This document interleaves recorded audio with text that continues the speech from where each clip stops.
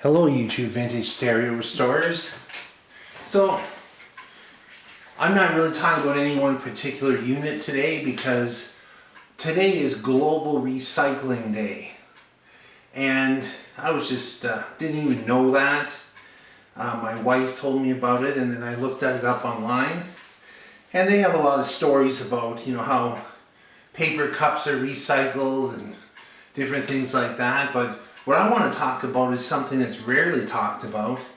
It's all the people out there who like vintage audio, vintage guitar amps, vintage receivers, vintage cameras, vintage TVs, vintage video games, all that kind of stuff. Who buy them, fix them, keep them going. So here's something right here. Here's a piece of electronics made in 1970. It still sort of works, not that well. It's got a couple issues, but it was very well made. And I mean, it could be torn down and recycled for all the metal in it. But my idea of recycling is restoring and getting it working properly because these were well made and they sounded great. So this one I'm going to start working on. Over here I have this one that I've already done. This beautiful Kenwood KA2500. And this thing looked so rough when I got it that it maybe should have been in the garbage. It was filthy dirty.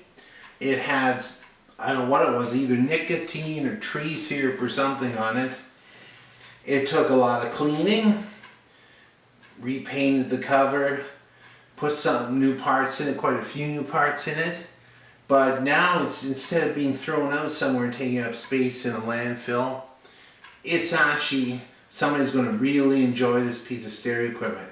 So I want to thank all of those out there that do this kind of thing.